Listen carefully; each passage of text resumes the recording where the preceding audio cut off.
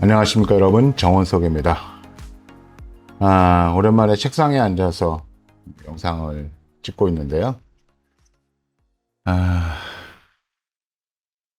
오늘은 태양광 발전소에 어쩌면 핵폭탄이라고 할 수 있을 만한 내용, 특히 이제 수익의 3분의 1이 사라질 수 있는 그런 부분에 대해서 얘기를 해보겠습니다.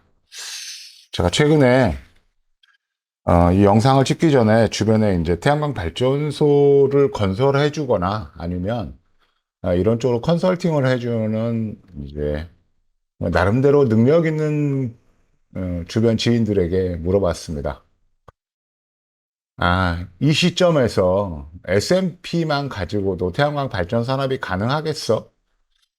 만약에 REC가 없어진다면 태양광 발전소는 늘어날 수 있을까? 아니면 어떻게 될까? 여러분들 대답이 궁금하시죠? 근데 거의 대부분 공이 음, 지금 이제 S&P만 가지고도 태양광 발전소는 충분하게 수익이 나기 때문에 문제가 없다. 단지 시장에 미치는 충격이 대단히 클 것이다. 이렇게 얘기를 하고 있습니다. 지금 이제 REC는 태양광 발전소 수익의 3분의 1 정도 됩니다. S&P가 지금 현재 날짜로 뭐 111원, 뭐 이렇게 115원 이렇게 되고 있지만 사실은 하절기 때, 여름 때는 S&P가 가장 낮아요. S&P가 높을 때는 겨울입니다. 동절기에 S&P가 가장 높죠. 근데 문제는 최근에 이제 한국의 제조업체들의 가동률이 워낙 낮기 때문에 사실은 전기는 제조업체들이 써야 되거든요. 공장이 돌아가야 됩니다. 그런데 이 어마어마한 폭염 속에서도 어마어마한 냉방 수요가 있으면서도 전국에는 아마 에어컨들이 풀로 다 돌 거예요. 이러는 과정에서도 전력 예비율이 뭐 한 40% 이렇게 나오고 있습니다. 이유는 뭘까요? 이유는 태양광 발전소 때문에 그렇습니다. 태양광 발전소가 지금 현재 비율이 한 10% 정도밖에 되지 않는데도 불구하고 워낙 많은 이제 발전량을 보이고 있기 때문에 우리나라에 이 엄청난 냉방 수요가 요구되고 있는 이 시점에서도 전력을 공급하는 데는 어떠한 유기사항도 없는 것이죠. 만약에 REC가 어느 날 갑자기 사라진다. 그러면 아마 이 태양광 발전소를 하시려는 분의 10분 중에 9분은 포기할 것 같아요. 야, 이거 할 이유가 없어. 야, 때려쳐. 근데 저는 그렇게 해서 한 9분이 일단은 포기를 한다 그래도 태양광 사업은 계속 지속되리라고 믿습니다. 또 정부에서도 태양광 산업이 계속 이루어져야 된다고 확신을 갖고 있죠. 그래서 전라남도 지역을 신재생에너지 특구로 만들고 있고요. 그리고 지금 전력 개통에 대한 여러 가지 보완, 확장 뭐 이런 것들을 하면서 신재생 에너지가 좀 더 보편적인 에너지원이 되도록 노력을 하고 있습니다. 태양광을 중심으로 한 신재생 에너지는 민간에서 합니다. 정부 주도로 하지 않죠. 그러면 수익의 3분의 1을 만약에 제거하는 상황이 되더라도 태양광 발전소는 민간에서 꾸준하게 이제 이루어져야 돼요. 늘어나야 됩니다. 그게 왜 가능한지 오늘은 이제 그 부분을 좀 얘기를 해볼 거예요. 원래는 이제 제가 항상 이렇게 영상을 하면서 주제는 맨 마지막에 얘기했는데 가끔씩 댓글에 서론이 너무 길다. 그리고 쓸데없는 얘기들을 너무 오래 한다. 이런 지적들이 좀 있었기 때문에 오늘은 과감하게 주제를 맨 앞으로 당겼습니다.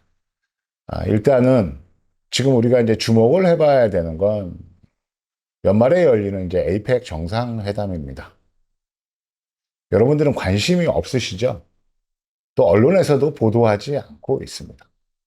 그냥 연례적인 뭐 아시아 지역에 뭐 정상들이 모여가지고 한 3일 동안 뭐 자기네들끼리 모여가지고 뭐 사진이나 찍고 뭐 그럴싸한 얘기나 하고 그리고 뭐 저녁쯤에 뭐 와인 파티나 하고 뭐 그러고 끝나는 거 아니야? 이렇게 생각하시잖아요. 근데 전혀 그렇지 않을 겁니다. 저는 지금 연말에 열리는 에이펙이 굉장히 중요하다고 생각을 하고 있고, 그래서 관심을 계속 가지고 있는데, 이 부분은 얘기를 할게요. 에, 이제 한국은 한강의 기적이라는 말로 통칭 지어지는 이제, 전 세계 역사에서 전무후무한 경제 발전을 짧은 시간 동안에 이루었습니다. 지금 이제 GDP가 3만 6천 불 정도 되고 있고요. 뭐 해외에서는 뭐 선진국으로 이렇게 그 대하고 있지만 선진국으로 구분을 하고 있지만 실제 우리는 아직도 많이 배가 고프죠. 과연 우리가 선진국인지 우리 스스로는 잘 인정할 수 없는 그런 상황에 처해 있습니다. 그래서 우리는 앞으로 이제 도약을 해야 되고 더 발전을 해야 되고 더 부자가 되어야 되죠. 그런데 최근에 이제 벌어지고 있는 여러 가지 세상의 변화가 과연 우리가 더 앞으로 전진할 수 있을지에 대한 것들에게 약간의 불안감을 이제 안기고 있죠. 특히 이제 그 중에 대표적인 것이 이제 AI예요. 그리고 AI는 이제 2022년도 이제 챗 GPT가 발표가 되면서 9월 달쯤인가 발표된 걸로 제가 기억을 하는데 전 세계에 이제 쇼킹을 안겼는데 그리고 이제 뭐 챗 GPT, 뭐 구글, 그리고 뭐 애플, 그리고 X, 그러니까 페이스북이죠. X, 뭐 이런 여타 이제 어마어마한 그 인터넷 회사들 통칭해서 이제 ISP라고 부를 수 있는데 이런 회사들이 이제 AI, 제너럴 AI, 그러니까 일반 라지 랭귀지 모델이라고 하는 그러니까 맥락을 파악하고 인간의 언어를 이해하고 글을 읽고 그리고 맥락을 파악해서 뭔가를 이제 사람처럼 알려주는 이제 이런 것들이잖아요. 그리고 실제로 불과 22년이고 올해가 25년이니까 한 3년 정도 지나고 있고요. 9월 달이면 만 3년인데 AI는 정말로 눈부시게 발전을 했습니다. 그런데 이제 최근에 AI에 갑자기 이제 에이전트라고 하는 개념들이 등장을 하면서 그동안 그냥 세계 유수한 전문가나 석학들이 AI가 인간의 어떤 직업을 대체하고 인간을 이제 노동으로부터 완전히 제외시켜서 어쩌면 우리가 살아가야 될 어떤 근거나 어떤 의미나 뭐 이런 부분들도 다 제거해 버리는 그런 상태가 될 거다라고 하는 이제 것들을 얘기를 했는데 AI 에이전트라고 하는 개념이 나오면서 이 부분이 이제 현실화되고 있습니다. AI 에이전트에 대한 얘기는 이제 마지막에 하게 할 건데요. 다시 이제 처음으로 돌아가서 지금 우리가 태양광 발전소를 구축을 해서 수익을 얻는 이제 기본적인 제도는 알페스입니다. 알페스. 이 알페스는 2018년 이명박 정부 3년 차에서 만들어진 신재생에너지 포괄 정책이에요. 그러면 그 전에는 뭐가 있었냐? 그 전에는 이제 발전차액 지원 제도라고 하는 이제 FIT가 있었습니다. FIT는 일본에서 성공적으로 잘 수행을 했고, 그 일본의 신재생에너지를 확산시키는데 아주 결정적인 것이었죠. 한국의 신재생에너지 정책은 정확하게 일본의 모델을 답습을 해왔습니다. 물론 이제 대한민국의 거의 대부분의 모든 것들이 사실은 일본을 모형으로 해서 모델로 해서 이루어져 왔죠. 신재생에너지 정책도 마찬가지입니다. 그런데 이제 18년도에 발전차액 지원제도를 폐기하고 그리고 이제 RPS라고 하는 신재생에너지 인증제도로 이제 바뀌었어요. 그러면서 이제 우리가 흔히 하는 말로 REC라고 하는 개념이 우리에게 이제 다가오게 된 겁니다. 그리고 2023년인가요? 24년인가요? 제가 정확히 기억을 못 하겠는데, 이 RPS 제도가 이제 장기 고정가 입찰 제도로 이제 진입을 하고, 제도가 좀 변경이 되기 시작했습니다. 그래서 S&P하고 REC를 묶어서 그냥 토탈 킬로와트당 얼마 정도가 아니고 얼마씩, 정확히 얼마씩 20년 동안 수익을 내겠다. 돈을 받겠다. 이런 게 이제 장기 고정가 입찰 제도잖아요. 그 RPS에서 만들어진 REC라고 하는 개념도 있지만 RPS 제도에서 만들어진 아주 독특한 것이 하나 있는데 이것이 이제 전력을 현물 시장에서 거래할 수 있는 그러니까 전력을 시장에서 거래할 수 있는 현물 시장이 만들어졌다는 겁니다. 그래서 장기 고정가 계약으로 어, 들어갈 바에라 차라리 리스크가 좀 있긴 하지만 그래도 높은 가격을 형성하는 현물 시장에서 나는 전력을 S&P 전력을 이제 팔겠다. 뭐 이런 것이 이제 조금 이제 경제적인 여유가 있는 분들이 대출을 받지 않고 태양광 발전소를 구축하신 분들은 이제 특히 이제 REC를 현물 시장에서 집중적으로 이제 매도를 했습니다. 전력 단가가 그냥 S&P라고 할게요. S&P가 바로 전력 단가니까. S&P는 여름에는 제일 낮아요. 그리고 겨울에 높습니다. 전력 가격이 겨울에 높죠. 우리 전기요금 고지서에 보면 전기요금 고지서에도 그대로 나와 있습니다. 여름의 전기 가격보다 겨울의 전기 가격이 높아요. 그러면 REC도 똑같이 겨울에 높은 가격을 형성합니다.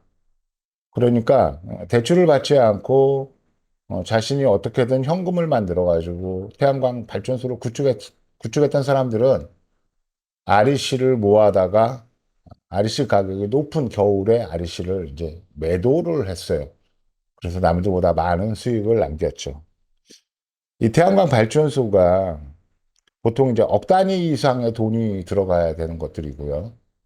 그리고 20년 동안 아주 괜찮은 수익을 내주는 이런 영역인데도 불구하고 사람들을 좀 좀스럽게 만드는 부분이 있습니다.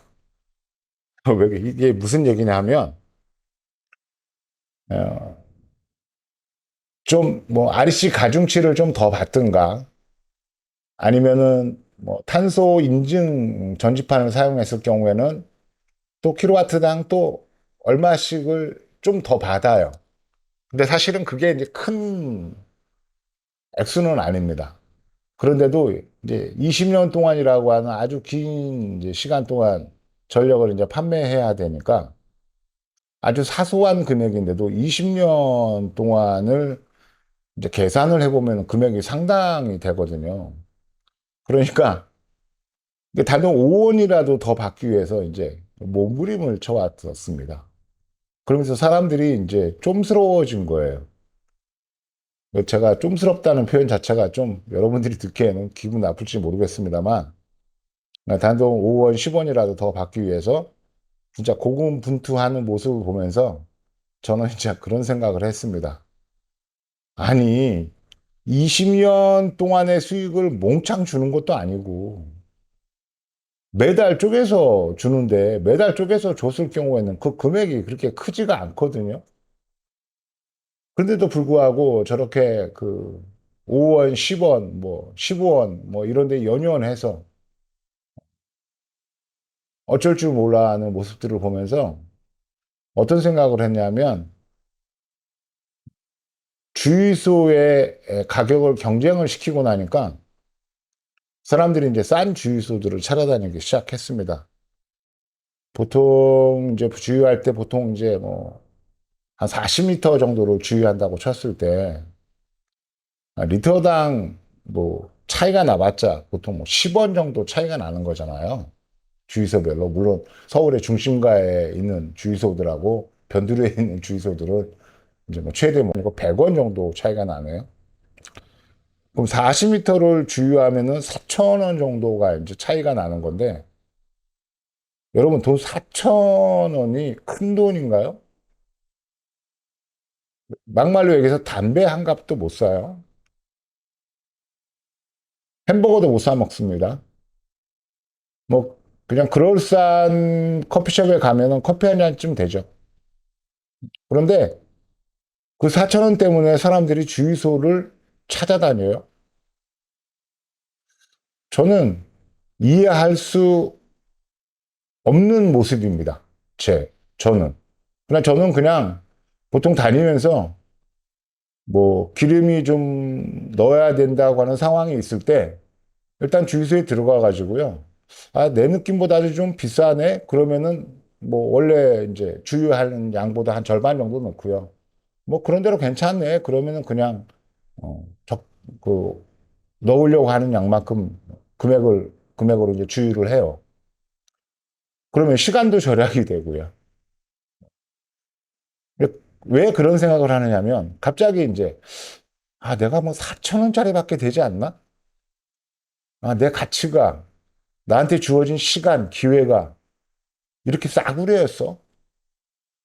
자존심이 상했던 겁니다, 저는.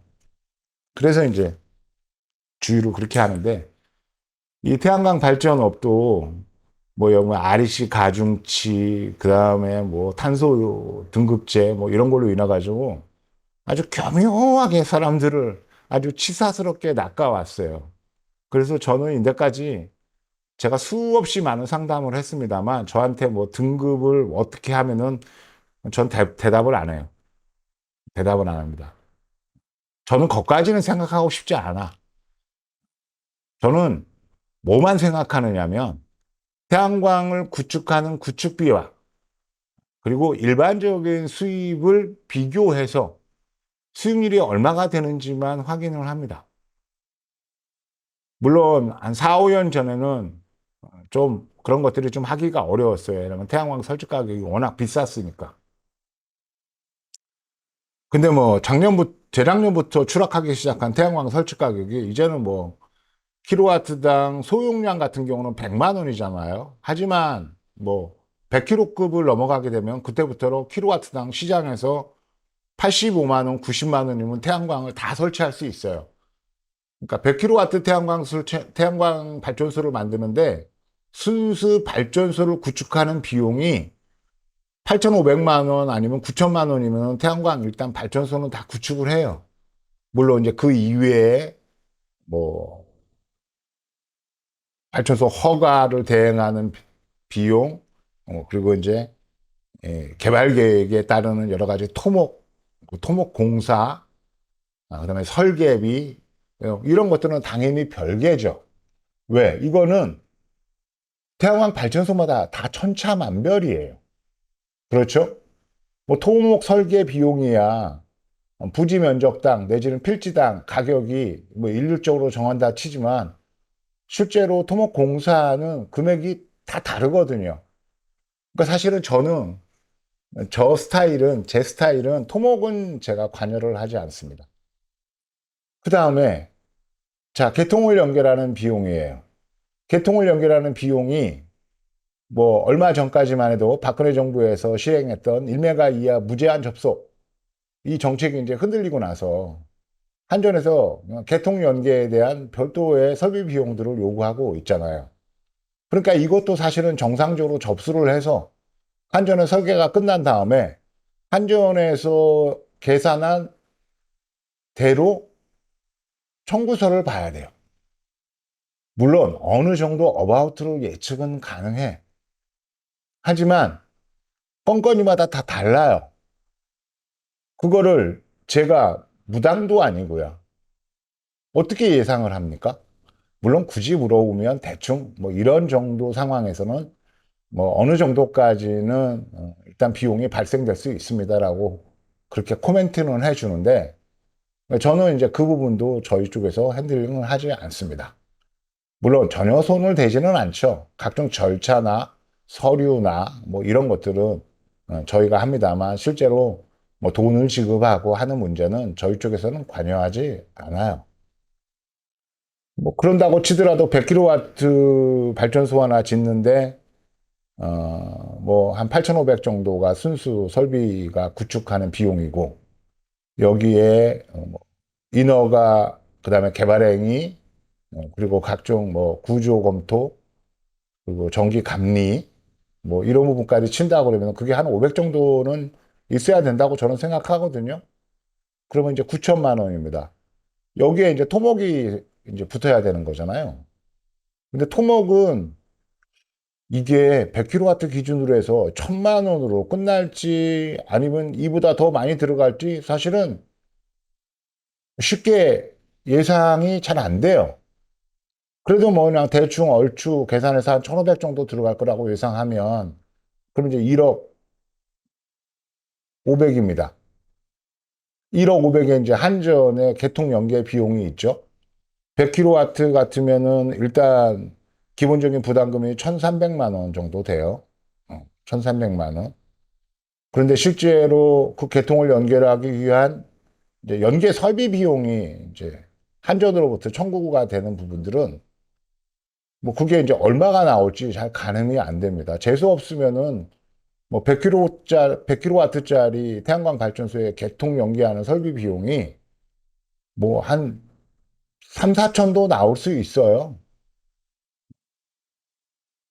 물론 이제 바로 옆에 22,900V 특고압 라인이 있는 경우에는 아무래도 비용이 적게 들어가겠습니다만 여하튼 한전의 연계 비용을 한전 납부금하고 같이 해서 한 2천만 원 정도 잡습니다. 그러면 100kW 태양광 발전소를 완전하게 구축하는 비용이 대충 한 1억 3천 정도 잡혀요. 1억 3천 정도. 조금, 조금 낮추면 한 1억 2,500 정도. 그래도 뭐 여유 있게 1억 3천 정도 잡으면 100kW를 구축할 수 있습니다. 물론 요 안에는 이제 100kW가 넘어가니까 발전 제한을 이제 해야 되는 이제 한전에서 필수적인 설비로 강제하고 있는 단말기 장치도 이제 포함이 돼야 되는 것이죠. 이 장치가 시중에서는 한 600만 원 정도로 이렇게 계산이 되고 있습니다. 그러니까 100kW 태양광 발전소 구축하는데 1억 3천 원 무조건 들어간다고 보는 거예요. 그런데 만약에 지금 킬로와트당 한 70원 정도로 계산을 해주고 있는 RC가 만약에 사라진다. 그러면 이제 S&P만 가지고 발전소를 운영을 해야 되는데 S&P가 요즘 같은 날씨에는 사실은 요즘에는 낮 시간 동안에 S&P가 제로예요. 왜 그러냐면 이 S&P 자 S&P를 한번 따져보겠습니다. 살펴볼게요. 제가 화면에 이제 띄워놓겠습니다. S&P 이게 이제 사람들이 그냥 S&P S&P 그러니까 S&P라고 얘기하는데 적어도 발전소를 하시려는 분들은 S&P가 어떤 단어의 약자인지는 아셔야 돼요. 그렇죠? 기본 아니겠어요? 나 영어 잘 몰라. 그래서 발음도 안 돼. 그러면 훈련을 하셔야 돼요. 시스템 마지널 프라이스. 개통 한계 가격입니다. 개통 한계 가격 하면 잘 이해가 되진 않지만 어쨌거나 이게 영어로 하면 시스템 마지널 프라이스라고 해서 이거를 단어를 찾아가지고 써야 돼요. 써서 보고 외워야 됩니다. 아니, 발전소를 만드는 근간이 S&P잖아요. 근데 S&P가 도대체 뭘 얘기하는지를 몰라.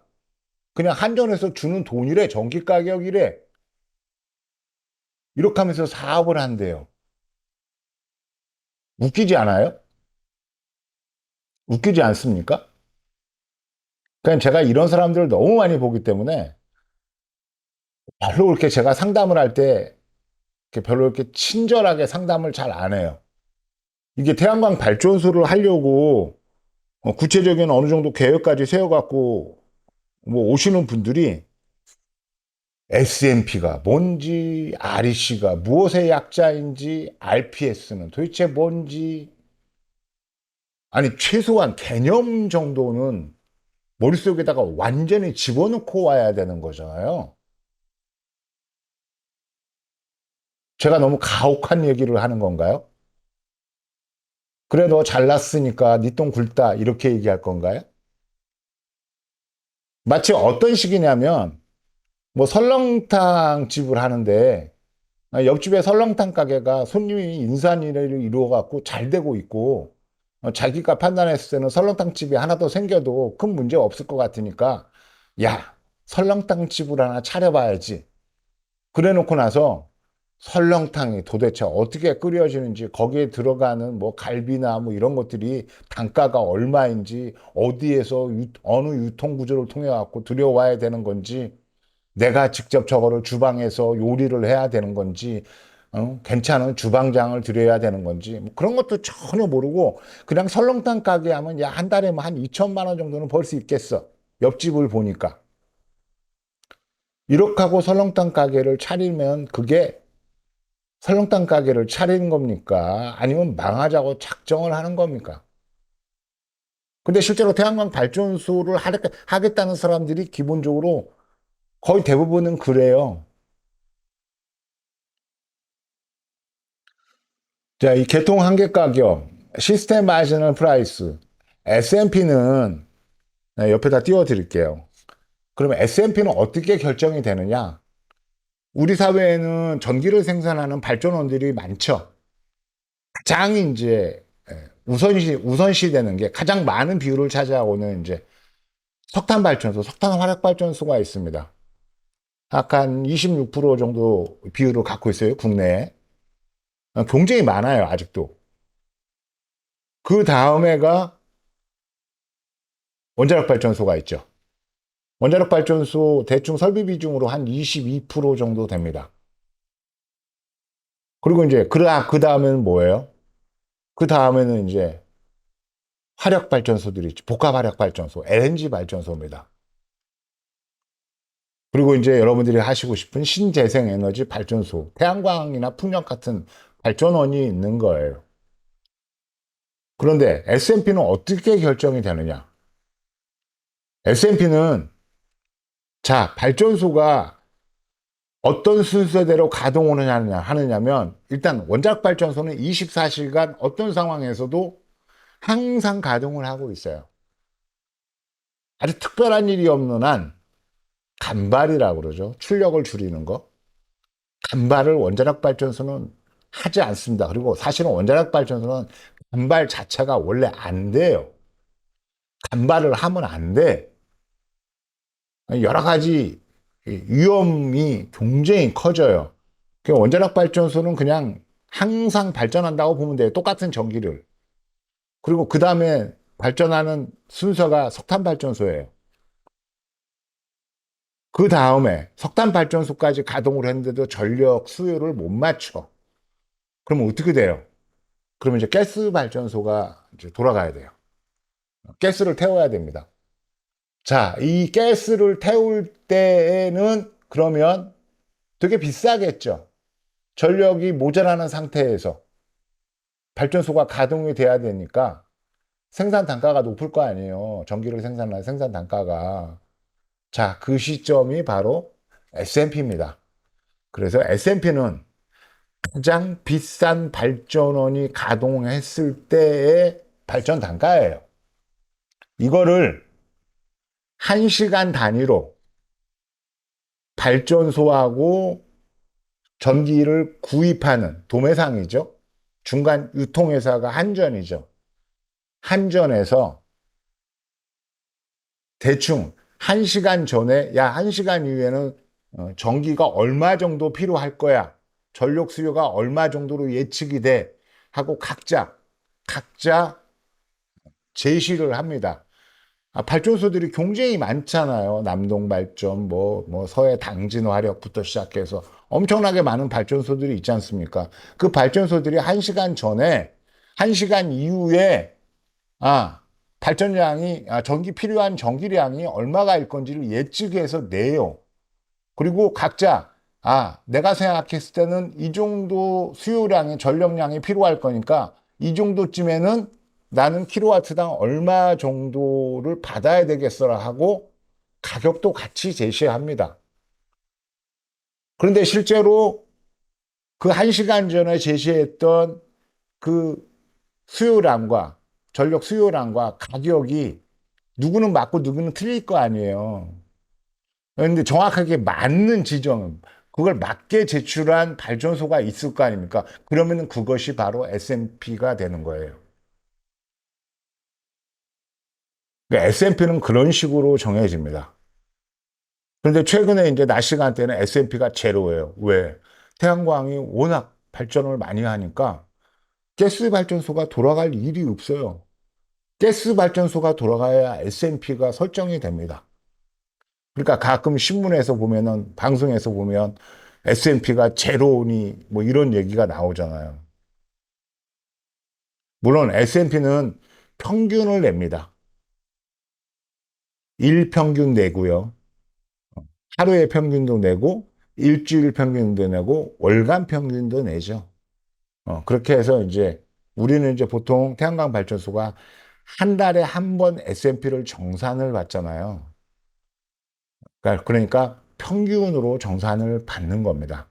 그래서 전력거래소 KPX 홈페이지에 가면 S&P하고 REC 가격이 이렇게 아주 보기 좋은 표로 나와 있잖아요. 그리고 거기에 오면은 최저가, 최고가, 그리고 평균가가 이렇게 표시가 되어 있습니다. 그 평균가가 사실은 이제 결정된 가격이라는 거예요.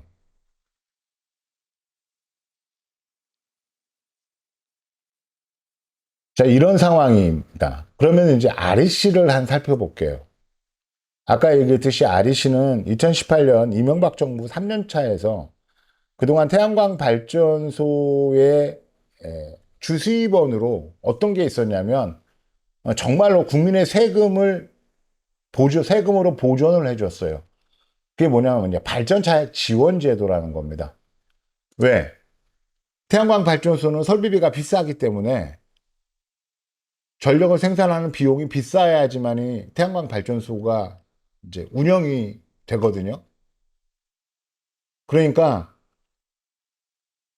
시설비, 시설비가 비싼 만큼 정부에서 세금으로 그 차액을 보전을 해준 거예요. 그 FIT, 발전차액 지원 제도가 그런 겁니다. 근데 계속 이제 발전차액 지원 제도, FIT를 계속 이제 실행을 하면 계속 이제 세금이 이제 계속 들어가니까. 그렇죠. 정부 재정에도 문제가 생기고. 그리고 또 어떤 특정한 부분에 국민의 세금을 과도하게 투자한다고 하는 비판도 있을 수 있고. 그러니까 이 제도를 이명박 정부에서 이제 RPS라고 하는 신재생 에너지 인증 제도. 그래서 신재생 에너지 공급 의무화 정책이라는 걸 만들어요. 공급 의무화 정책. 그래서 탄소를 많이 배출하는 발전소 같은 경우에는 배출된 탄소만큼 뭔가 따로 기여하는 부분이 있어야 되는데 그거를 탄소 배출을 하지 않는 태양광 같은 발전소에서 발전한 것처럼 그 부분을 저탄소 부분을 돈을 주고 사는 거죠. 그것이 REC입니다. 쉽게 얘기해서 저탄소 가격이라고 보시면 돼요. REC는. 탄소를 많이 배출하는 제조업이나 아니면 발전소에서 자신들이 배출한 탄소를 희석하기 위한, 그래서 최종적으로는 전체 탄소가 배출되는 부분을 적절하게 대응을 하고 있다고 하는 나름의 고육지책으로서 REC라고 하는 개념을 만든 거예요. 그리고 이제 REC는 이제 1메가와트 단위로 거래가 되죠. 1000kW 단위로 거래가 되고, 지금으로서는 뭐 한 70몇만 원 정도, 70만 원 초반대 형성이 되어 있으니까, 그 1메가 1000kW니까 이거를 이제 킬로와트 단위로 이제 환산을 하면, 실제로 이제 REC가 한 70원 정도 되는 겁니다. 근데 이제 원래 이제 RPS라고 하는 제도는 처음부터 이게 어떤 것들을 설정을 하고 스타트했냐면, 모든 제조는 언젠가는 이제 종료를 해야 되는 거잖아요. 그래서 RPS 제도는 종료 시점을 나름대로 설정을 해놨습니다. 그것이 뭐냐면 그리드 페리티라고 하는 시점이 도래하면 RPS는 종료한다라고 하는 그림을 가지고 그런 이제 로드맵을 가지고 출발을 했던 거예요. 그리드 페리티는 뭐 간단하죠. 화석 연료, 그러니까 석탄이나 석유 같은 이 발전원을 것들을 태워가지고 전기를 만드는 비용하고 어, 태양광에서 태양광을 설비해가지고 전기를 만드는 이 전기 생산 비용이 똑같아지는 시점을 말하는 겁니다. 똑같아지는 시점. 그러니까 쉽게 얘기해서 발전 차액 지원 제도에서 차액을 지원할 필요가 없는 시점을 얘기하는 거죠. 근데 지금 이제 국내에는 실제로 한낮에 S&P가 제로가 될 정도로 신재생 에너지의 전력 기여도도 높아져 있을 뿐더러 최근 한 2년 동안 추락한 태양광 발전 설비의 가격 하락 때문에 지금 냉정하게 보면 태양광 발전소하고 석탄 화력 발전소하고 비교했을 때는 생산비가 전혀 차이가 나지 않고 오히려 거꾸로 태양광이 더 생산 단가가 싸요. 이제 그리드 페리티가 거의 달성됐다고 선언을 해도 전혀 문제가 없을 상황입니다. 근데 실제로는 이제 그리드 페리티를 선언을 못하고 있죠. 이유는 두 가지예요. 첫째, 그리드 페리티를 실행을 하려고 하니까 그러면 태양광을 중심으로 한 신재생 에너지가 전력 생산하는 어떤 비중에 있어서 상당히 모두가 인정할 정도로 규모가 있어야 되는데 대한민국의 신재생 에너지 비율은 이제 겨우 10% 정도밖에 되지 않거든요. 그러니까 이 부분 때문에 지금 그리드 페리티 선언을 못하고 있고요. 또 하나는 이제 그리드 페리티를 실제로 선언을 못하고 있는 또 하나 이유는 EU에 지금 이 RPS 제도를 종료하고 그리고 뭐 REC를 어떤 식으로든 변경을 해야 되는데 EU의 정책 자체가 지금 수립이 안 돼 있어요. 그래서 그리드 페리티를 선언을 하는 걸로 끝나는 게 아니고 그리드 페리티를 선언을 해주면 그리드 페리티 이후에 전력 수급이나 이런 부분에 대한 로드맵이나 구체적인 안이 나와야 되는데 이게 준비가 안 돼 있으니까 그리드 페리티 선언을 못 하고 있습니다.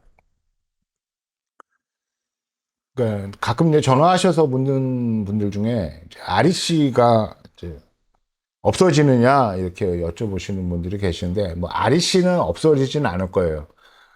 하지만 REC는 분명히 다른 형태로 이제 변화할 거라고 보는 것이 타당합니다. 흔히 이제 유럽 같은 경우에는 REC도 있고 RPS를, 그러니까 REP라고 하는 부분도 있어요. 그러니까 신재생 에너지 포인트입니다. 우리나라에서도 REP가 실제로는 적용을 하고 있어요. 어디에 적용을 하고 있냐? 어떤 공적인 자금을 받아갖고 구축하는 태양광 설비나 아니면은 태양광 설비를 통해서 전기료를 감면받는 것들을 보상으로 설비비를 대체하는 임대사업이라고 태양광 임대사업이라고 하는 부분이 있어요. 그 태양광 임대사업을 하는 그 설비를 구축해주는 회사들이 실제로 태양광 설비의 구축비를 한 방에 받는 게 아니고요. 매달 발전된 전기량에서 파생이 되는 REP를 현금으로 받습니다. 그러니까 REP라고 그러니까 REC를 대체할 만한 것들은 이미 우리 사회에서도 실증이 되고 있어요.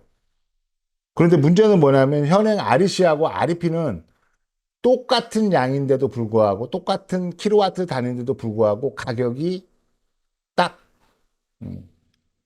정확하게 2배 정도 차이가 납니다. 그러니까 지금 REC가 한 70원 정도 되잖아요. REP는 40원 이하예요. 그러니까 단순하게 이제 REC가 REP로 대체가 되면 일단은 현행 수준에서 보면은 REC 가격이 REP 수준으로 뭐 30매던 40원대로 이제 추락한다고 봐야 될 거고요. 그 다음에 지금 이제 에이펙 아마 28일까지 에이펙 신재생에너지 매칭 포럼에 대한 어, 컨퍼런스가 서울에서 계속 열렸었어요. 그 포럼 자체가.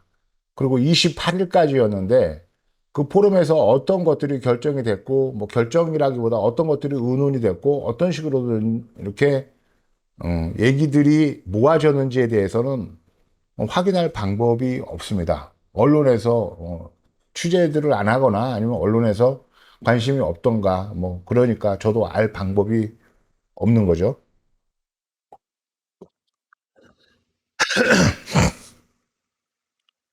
근데 전에 영상에서도 얘기했듯이 지금 이제 REC는 국제적으로 REC를 통합하고 있는 추세이고요. 국제 REC는 뭐 거의 지금 국내에서 우리가 알고 있는 REC 가격의 10분의 1 정도밖에 되지 않습니다. 그럼 만약에 연말에 에이펙 정상회담에서 REC를 인터내셔널 REC하고 다이렉트로 진짜 매칭을 한다 그러면은 지금 현재 우리가 70원 정도로 알고 있는 REC가 뭐 7원 정도밖에 되지 않을 거라는 것하고 예상을 해야 돼요. 물론 이렇게 이제 급작스럽게 이제 갈 수는 없습니다만 어쨌거나 지금 현재 국내에서 통용되고 있는 REC는 뭐 화력발전소에도 부담이고 이제는 이제 REC를 화력발전소만 이제 확보해야 되는 건 아니잖아요. 이제 RE100 때문에 수출을 하고 있는 제조업 업체들도 제조업을 하고 있는 업체들도 REC를 다 확보를 해야 돼요. 그런데 모든 제조업체가 태양광을 중심으로 한 자체적인 신재생 에너지를 구축을 할 수는 없잖아요. 그럼 어떤 식으로든지 REC를 외부로부터 조달을 받아야 되는데 지금 킬로와트당 한 70원 정도 되는 국내 REC는 가격이 너무 비쌉니다. 마치 이거는 뭐 관세 정도 수준이 되는 거예요. 지금 그렇지 않아도 뭐 관세 문제 때문에 전 세계가 지금 난리가 나 있는 상황인데 국내에 REC를 70원 정도 하는 이 고가의 REC를 구입을 해가지고 물건을 해외로 수출한다. 그 제조업체 입장에서 봤을 때는 뭐 거의 뭐 악몽 정도는 아니겠습니다만 어마어마한 부담일 수밖에 없기 때문에 이 제조업체들의 활력이나 아니면 제조업체들의 세계 시장의 진출에 조금 더 도움이 되고 그리고 아주 자유롭게 세계 시장을 누리게 하기 위해서는 국내 REC 가격이 굉장히 많이 떨어져야 돼요. 사실 그런 이유로 이제 뭐 중국, 인도, 멕시코, 브라질 뭐 이런 나라들이 인터내셔널 REC라고 하는 개념을 만들고 이제 국제적으로 가격을 통일을 했죠. 우리나라 돈으로 한 5원 정도 됩니다. 1 REC가. 그렇죠. 1 REC가. 1kg가 한 5원 정도 되는 거예요. 이제 그래서 이 REC를 국제 REC하고 통합하는 것을 한 방에 할 수는 없지만 여러분들이 분명히 기억해야 될 거는 REC는 이 방향으로 계속 갈 거다라고 하는 부분들을 이제 생각을 해야 됩니다. 그러면 이제 처음에 화두로 돌아와서 그러면 REC가 별로 이제 의미 없는 존재가 돼버리잖아요. 그러면 이제부터는 태양광 발전소를 하시려는 분들은 자, 어떻게 태양광 발전소를 구축을 하고 자금 계획을 세우고 그리고 수익 차트를 어떻게 만들어야 되는지에 대한 정말로 냉정하고 그리고 아주 보수적인 관점에서 이 부분을 들여다볼 필요가 있어요. 사업을 하는 사람들이 미래에 대한 아직 실현이 되지 않은 미실현 미래 수익을 너무 부풀려 놓으면 그 사업을 해서 거지가 되겠죠. 그쵸? 그건 뭐 분명한 거 아닙니까? 미래 수익, 아직 확보하지 못한 미래 수익을 정말로 정말로 쥐어짜고 쥐어짜서 정말로 낮춰가지고 그 낮춘 금액으로 이렇게 해도 내가 수익이 나겠다라고 확신이 들게끔 사업 계획을 짜면은요, 그 사업은 망할 일은 거의 없을 겁니다. 그래서 여러분들이 태양광 발전소를 이제 앞으로 계획하시는 분들은 일단 머릿속에서 일단 REC를 지워야 돼요. 그러면 이제 S&P만 가지고 태양광 발전소를 해야 됩니다. 그러니까 사람들이 뭐라 그러냐면, 아유, 태양광 발전소 끝났어. S&P만 갖고 뭐 태양광 발전소를 미쳤어? 그걸 왜 해? 그래서 뭐 태양광 발전소가 이제 뭐 거의 끝난 것처럼 내가 안 하니까 남들도 안 할 거야. 이렇게 생각할지도 몰라요. 근데 실제로는 거의 그렇지 않죠.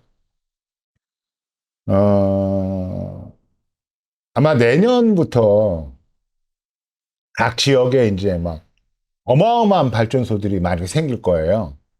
그러니까 보통 메가 단위 이상, 1000km 이상 단위의 발전소들이 생길 겁니다. 그러면은 보통 만 평 정도로 일단 태양광 발전소가 들어올 거예요.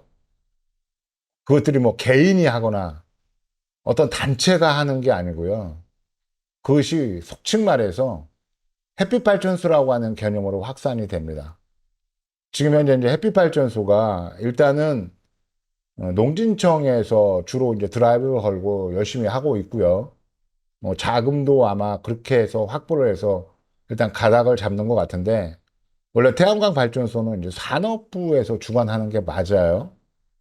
그런데 희한하게 이 햇빛 발전소는 이게 주무부처가 이게 좀 농림부 쪽에서 많이 주관을 하고 있어요. 또 하나 더.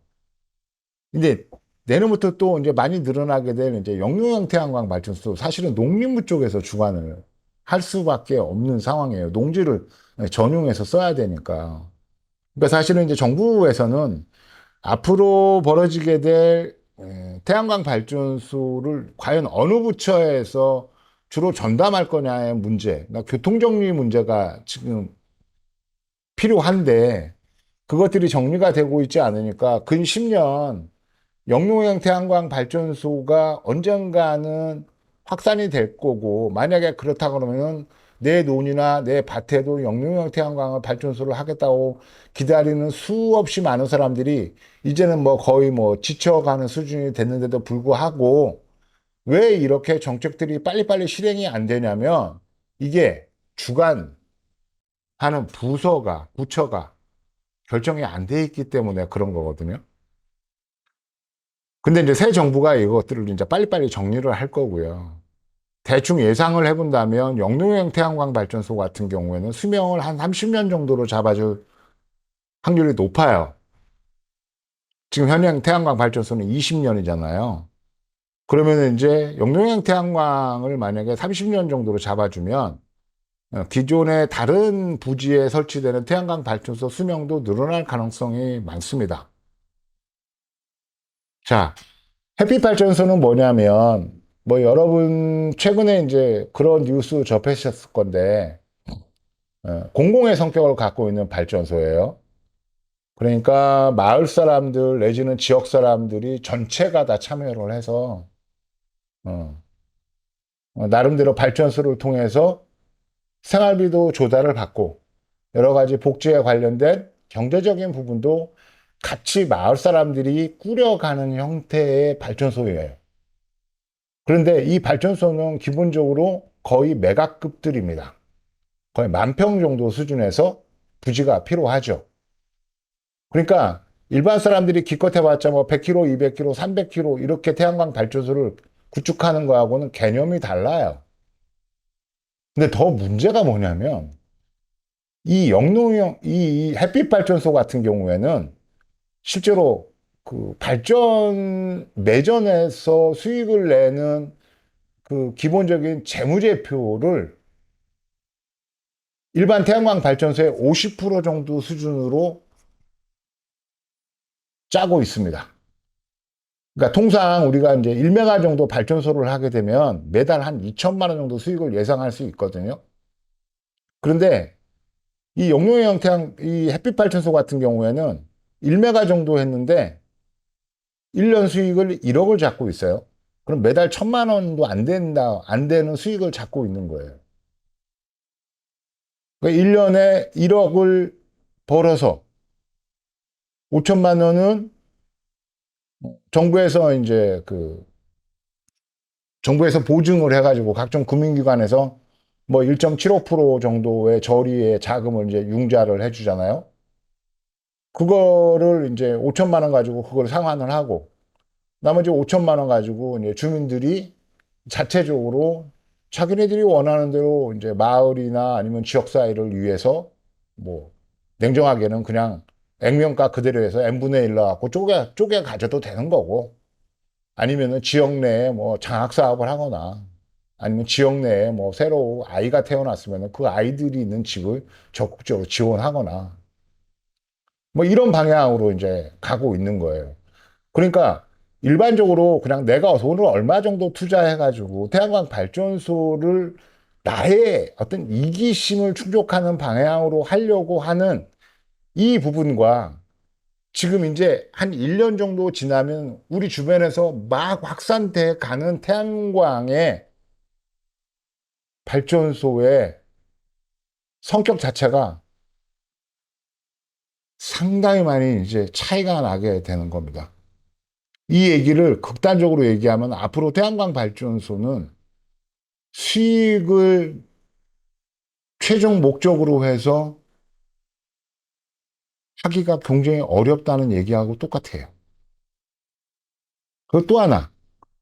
지금 아까 영상 초반에 1메, 아니 뭐 100kW 발전소 하는데 뭐 이것저것 다 몽창 다 뭐 들어가는 100kW 태양광 발전소를 구축하는 비용을 전부 다 계산했을 때 1억 한 3천 정도 들어간다고 했는데 실제로 1억 3천 정도 집어넣으면 1년에 순수 S&P만 가지고도 약 한 1,400만 원 정도 수익이 납니다. 그러면 단순하게 우리가 이자율로만 따진다 그러면요. 10%가 넘죠. 10% 넘습니다. 자, 여러분들 주변에 10% 정도의 수익이 나는 그런 경제적인 아이템이 있으면 저한테 얘기하세요. 저도 같이 좀 해보게. 없어요. 내가 이제 이렇게 얘기하면은 또 사람들이 그렇게 얘기합니다. 20년 지나면 설비의 감가상각 때문에 20년 지나면 설비 가격이 빵원인데, 어, 그런 걸 생각하면 실제로 너무 수익이 낮은 거 아니냐? 이렇게 얘기해요. 제가 이거를 이제 어떻게 좀 그 방어 내지는 이제 대응을 하려고 그러다가 그냥 이렇게 대응을 하기로 했습니다. 제가 경기도 양평 살아요. 이 경기도 양평은 이제 냉면으로 유명한 지역입니다. 여기에 이제 이 경기도 양평의 냉면을 이제 처음에 시작해서 경기도 양평이 냉면의 고장이 되기까지 만든 집이 하나 있어요. 그러니까 터줏대감이죠. 이 집이 정확하게 10년 정도 지나면은요,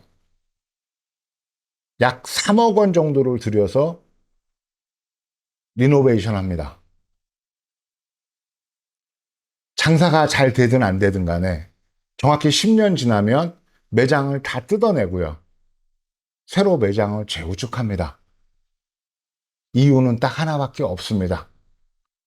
내 가게 찾아오는 손님들에게 최적의 서비스를 제공하기 위해서 그것이 최소한 내가 이 장사를 하는 사람으로서 내 고객들에 대한 마지막 그리고 무조건 해야 되는 도리라고 생각하니까 10년 정도 지나면 3억 정도로 투자해서 가게를 리모델링을 해요. 그러면 그 3억이 10년이 지나면 흔히 말해서 다시 부셔야 되니까 3억은 없어요. 근데 이 가게 주인은 또 10년이 지나면 그렇게 할 겁니다. 왜? 제가 이 가게하고 인연이 굉장히 오래됐는데요. 거의 뭐 한 30년 가량 됐거든요. 안지가. 근데 정확히 10년에 한 번씩 가게를 리노베이션 했습니다. 나는 참 대단한 사람이라고 생각을 해요. 여러분들은 뭐 느끼는 바가 없습니까? 그냥 이런 거잖아요. 그 친구 하는 얘기가 그렇습니다. 먹고 살면 되지. 그리고 나는 웬만한 사람보다는 여유 있게 살아. 그러면 된 거 아니야? 내가 이렇게 살 수 있게 꾸준하게 내 가게를 찾아주는 사람들에게 내가 할 수 있는 건 10년 정도 지나면 내부 인테리어도 낡았을 것이고 각종 음식 냄새 때문에 매장에도 원하지 않은 냄새가 날 것이고 그런 고객들에게 10년 정도 지나면 깨끗하게 재단장한 매장을 드리는 것이 내가 그 내 가게를 찾는 고객들로부터 내가 풍족한 생활을 하는 이 부분에 대한 보답을 하는 거 아니야? 그렇게 얘기를 합니다. 여러분들은 동의 안 하실 분이 많으실 것 같아요. 그러니까 요지는 그거예요. 그냥 지금 내가 태양광 발전소를 투자해서 그냥 적절한 수준으로 살 수 있으면 되는 겁니다. 그러면 태양광 발전소는 여러분들에게, 여러분들 인생에게 정말로 좋은 기회와 보상을 해주는 거라고 저는 생각을 해요. 네, 내년부터 저도 이제 공익발전소를 이제 같이 이제 실행을 해달라고 하는 의뢰가 하나 와 있고요. 그래서 데이터를 모으고 있는 중이고요. 또 그냥 일반적인 뭐 상업용 발전소가 1메가짜리 1메가 정도 수준이 되는 게 하나 있고, 그리고 몇백 킬로 되는 것들이 또 있어요. 뭐, 원래 전에 영상에서도 얘기했듯이 올해는 별로 뭐 실행할 생각이 없어서 뭐 발전 허가나 뭐 진행을 하거나 아니면 뭐 이 정도 수준에서 하고 있고, 실제 실행은 이제 내년에 하려고 생각은 하고 있습니다만, 저는 이 연말에 열리는 에이펙이 이제까지의 대한민국이 아니고, 이제는 칼을 뽑아들고 대한민국이 전 세계에 나가서 진검승부를 하는 기점이 될 거라고 보고요.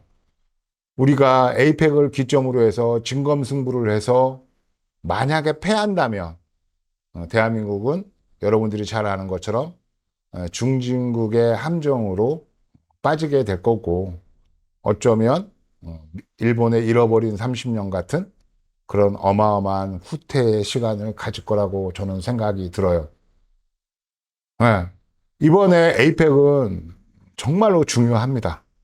그래서 여러분들이 좀 에이펙에 대해서 관심을 가지고 과연 에이펙에서 논의되는 것들이 어떤 것들이 있으며 그리고 에이펙을 통해서 대한민국을 어떻게 바꾸려고 하는지에 대해서도 좀 관심을 가졌으면 좋겠어요. 분명히 11월 30일에서 12월 2일까지 3일 동안 열립니다. 경주에서. 그런데 이 에이펙 이전과 이후로 대한민국이 나뉩니다. 제가 이거는 장담할 수 있어요. 항상 이제 그 제 영상이 이제 재미가 없잖아요. 뭐, 오늘 얘기할 거리가 이거 말고도 좀 더 있었는데, 이제 영상이 길어지니까, 얘기를, 이제 다른 것들을 이제 그만하기로 하고, 딱 하나만 말씀을 드릴게요. 아까 이제 잠깐 얘기했는데, AI 에이전트에 관한 얘기입니다. 이 화면에 띄워 드릴게요. 그동안, 인대까지의 AI는, 뭐, 보통 이제 뭐, 잘 학습된 AI가 어떤 사람들의 일을 대체하는 것 정도로 알고 있었고요. 특별하게 인간의 창의력이나 아니면 인간의 어떤 구체적인 노동력이나 뭐 이런 것들이 필요하지 않는 전 분야는 이제 그 AI로 대체가 될 거라고 얘기했는데 실제로 사람들이 잘 뭐랄까 피부에 느끼지 못하고 있죠. 물론 이제 이게 AI가 이제 IT 기반이니까 뭐 실제로 IT 업계에서는 이미 뭐 어마어마한 이제 대변화가 인적 구성에서 이루어졌죠. 뭐 그래서 뭐 개발회사 같은 경우에는 뭐 50명이 근무를 했는데 한 40명 정도를 다 내보라 버리고 업무를 AI에 다 맡기면서 그 AI하고 충분하게 소통하고 역량을 주고받을 수 있는 그런 좀 고급 엔지니어들만 이제 그 개발 회사에 남아 있고요. 나머지들은 이제 다 회사를 떠났죠. 그런데 최근에 이제 AI가 에이전트라고 하는 새로운 분야를 개척하면서 떠오르고 있습니다. 에이전트는 뭐예요? 우리가 이제 예전에 이제 그 대행사라고 하는 이제 그 드라마가 하나 있었는데 저도 이제 굉장히 재밌게 봤는데 그 대행사가 사실은 에이전트거든요. 그 드라마 대행사에서 그 배우가 누구였는지 생각이 나진 않습니다만 제가 굉장히 좋아하는 배우인데 그 배우 사진을 띄워갖고 한번 띄워볼게요. 어차피 영상은 후편집이니까 제가 지금 배우의 이름이 생각이 안 난다 그래도 아마 이제 편집을 하는 과정에서 이제 예, 배우는 이제 찾을 수 있을 것 같은데 이제 기업들은 자기가 파는 상품을 홍보하기 위해서 정말로 치열하게 노력을 하죠. 그런데 이제 기업 내부에서 그런 이제 광고나 아니면 판촉이나 이런 것들을 할 수가 없으니까 그런 것들을 전문적으로 하는 이제 정말로 광고의 프로들이 모여갖고 만든 게 대행사들이에요. 그게 이제 에이전트란 말입니다. 그런데 AI 쪽에서의 에이전트는 뭐냐면 그 전에는 어떤 특정한 직업군 내지는 특정한 사람 이런 사람으로부터 그 사람이 하고 있는 일자리를 뺏었다면 AI 에이전트는요 집단을 교체합니다. 집단을 쓸모없이 만듭니다. 예를 들어서 어떤 회사가 하나 있습니다. 직원이 50명 정도 있는 회사인데요. 이 회사에는 뭐 총무부도 있을 거고요. 자재부도 있을 거고요. 전략실도 있을 거고요. 판촉부도 있을 거고요. 여러 가지 부서가 있을 거고 격리 회계 부서도 있겠죠, 당연히. 그런데 AI 에이전트는 그걸 통째로 가져갑니다. 그럼 회사에 남을 사람은 한 사람밖에 안 남아요. 사장. 나머지는 사람이 필요 없습니다. 이 에이전트가 지금 우리 옆에 와 있습니다. 이제 우리가 아는 직업들이 빛의 속도로 사라지는 게 아니고요. 광속으로, 광속으로 사라지는 정도가 아니고, 원래 이게 있었던 거야. 이런 직업이 있었던 거야. 뭐 이런 걸 느끼게 될 거예요. 그리고 이 AI 에이전트는 앞으로 5년 안에 우리 주변의 모든 것들을 다 인간으로부터 뺏어갈 겁니다. 그럼 어떻게 되겠어요? 앞으로 5년 이후에는 세상이 정말로 상전벽해 수준이 될 거고요. 경천지동할 세상이 오는 거예요. 그러니까 어떤 분들은 이거 막아야 된다. 그리고 특히나 나이 드신 분들은, 이거 뭐 우리 뭐 살 만큼 살았는데 별로 뭐 이렇게 생각을 하시는데, 그게 좋아요. 여러분들은 살 만큼 살았다고 쳐. 하지만 여러분들의 자식이 있고 여러분들의 손자들이 있잖아요. 여러분들은 그냥 살 만큼 살았으니까 자식이나 손자가 어, 지금까지는 전혀 다른 세상으로 돌입을 해서 어쩌면 직업도 없이 그렇게 마치 패자처럼 그렇게 인생을 낭비하는 거를, 소비하는 거를 여러분들은 내 인생이 아니니까 괜찮아, 이러실 건가요? 이게 AI 에이전트가 이제 구체적으로 우리 사회에 적용이 되기 시작했어요. 그러면은 사회 전 분야에 거의 대부분은 이제 에이전트로 메꿔지게 됩니다. 그러면 사람들이 할 일이 진짜 없어요. 직업도 없죠. 돈 벌 기회도 없어요. 그럼 이제 어떤 분들은 이제 그렇게 얘기합니다. 그 사람들이 어떻게 먹고 살아? 난 도저히 이해가 안 되는데? 전부가 거지가 될 수는 없잖아.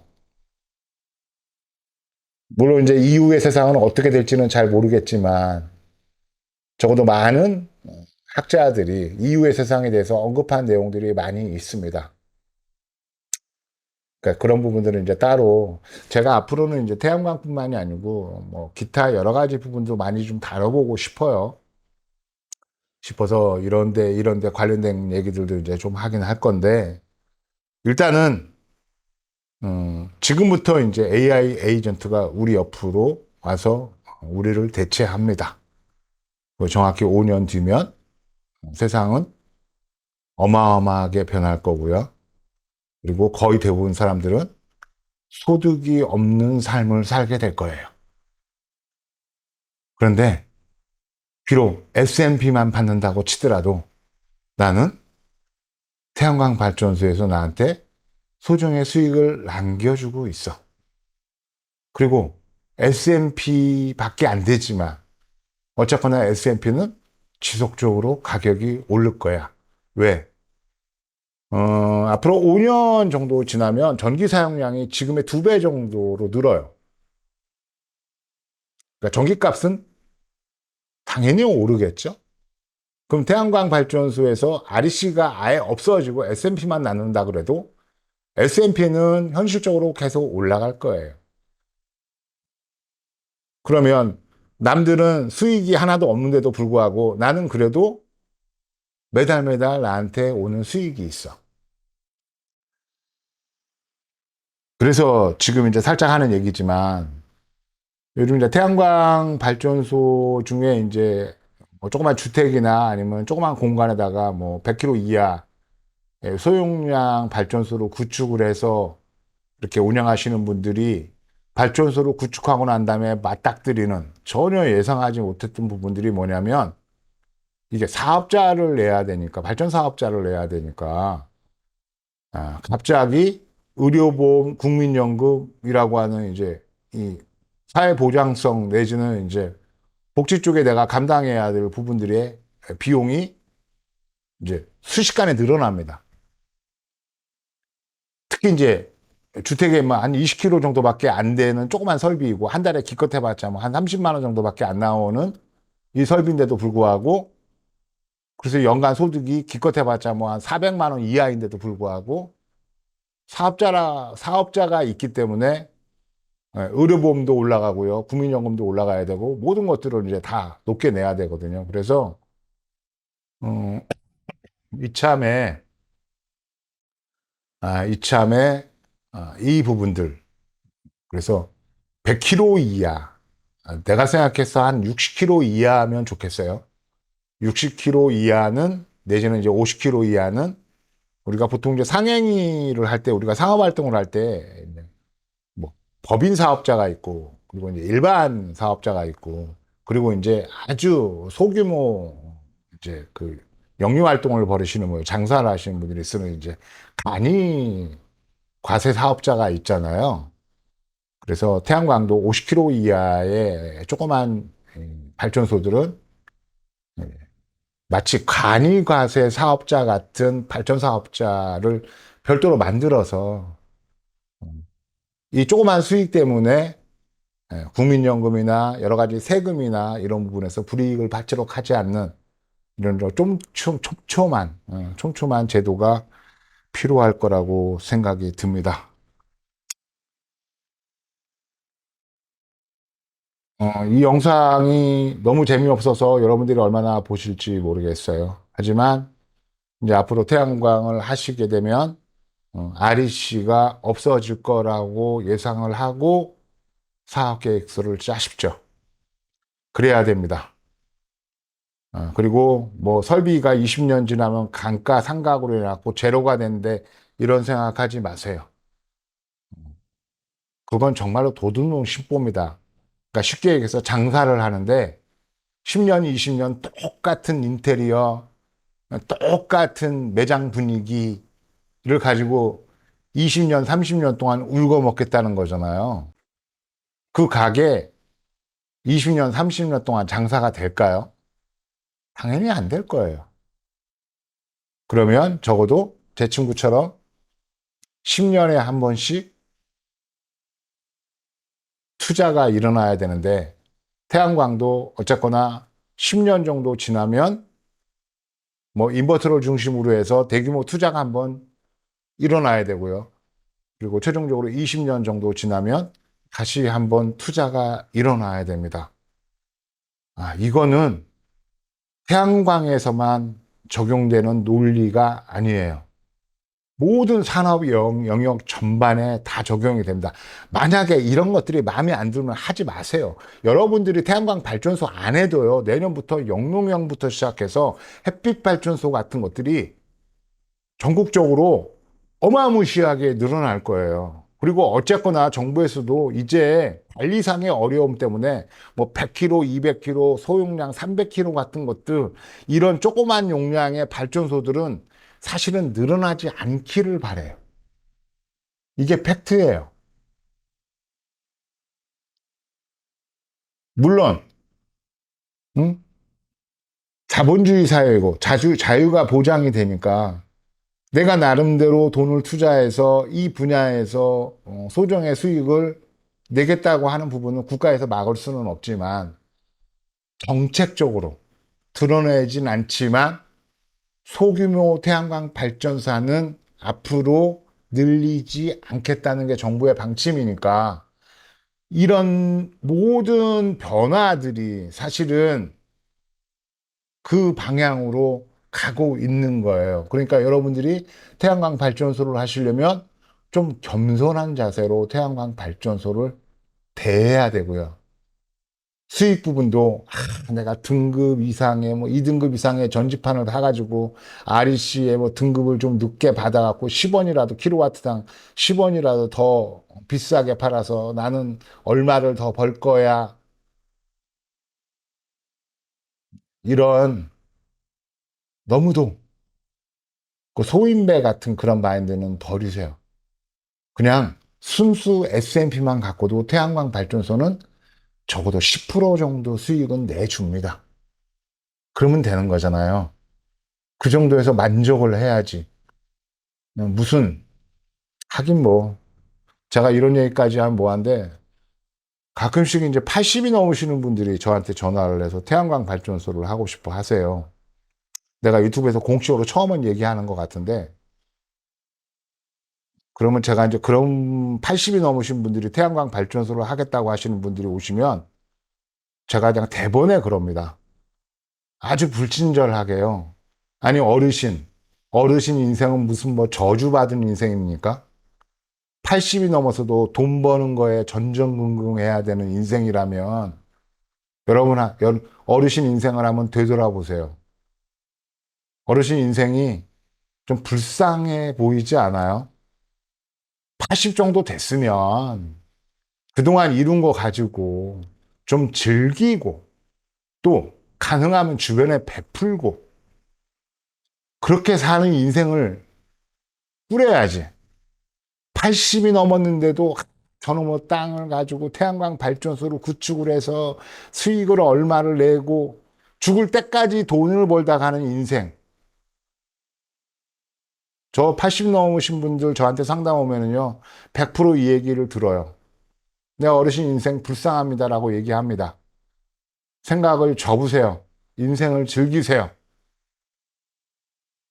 그렇게 하고 전화를 끊습니다. 오늘 영상은 여기서 마치겠습니다. 감사합니다.